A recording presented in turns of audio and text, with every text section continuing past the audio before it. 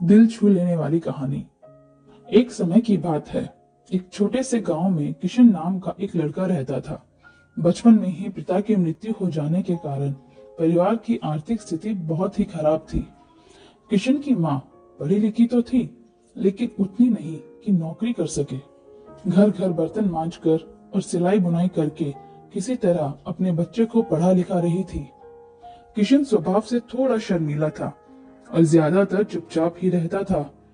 एक दिन जब वो स्कूल से घर आया तो उसके हाथ में एक लिफाफा था। उसने माँ को लिफाफा पकड़ाते हुए कहा, माँ, मास्टर साहब ने तुम्हारे लिए ये चिट्ठी भेजी है, जरा देखो तो इसमें क्या लिखा है।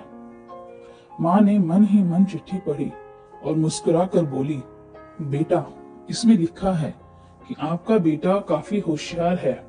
इस स्कूल के बाकी बच्चों की तुलना में इसका दिमाग बहुत तेज है और हमारे पास इसे पढ़ाने लायक शिक्षक नहीं है, इसलिए कल से आप इसे किसी और स्कूल में भेजें। यह बात सुनकर किशन को स्कूल ना जा पाने का दुख तो हुआ, पर साथ ही उसका मन आत्मविश्वास से भर गया कि वो कुछ खास है और उसकी बुद्धि तीव्र है। माँ ने उसका दाखिला किसी दूसरे स्कूल में करा दिया। समय बीतने लगा। किशन ने खूब मेहनत से पढ़ाई की और आगे चलकर वह एक पुलिस अधिकारी बन गया था। किशन की माँ अब बूढ़ी हो गई थी और कई दिनों से बीमार भी चल रही थी और एक दिन अचानक उनकी मृत्यु हो गई। किशन के लिए ये बहुत बड़ा दुख था। उसे समझ नहीं आ रहा था कि अब अपनी माँ के बिना वो कैसे जिएगा। रोते रोते ही उसने माँ की पुरानी अलमारी खोली और हाथ में उनकी माला, चश्मा और अन्य वस्तुएं लेकर अपने सीने से लगाकर रोने लगा। उस अलमारी में किशन के पुराने खिलौने और बचपन के कपड़े तक संभाल कर रखे थे। किशन एक एक करके सारी चीजें निकालने लगा और तभी उसकी नजर एक पुरानी चिट्ठी पर पड़ी।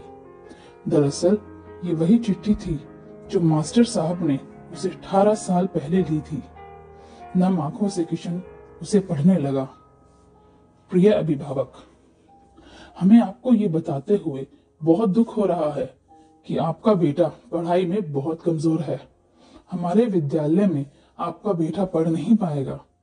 आपसे निवेदन है कि किशन का दाखिला किसी दूसरे विद्यालय में कराएं।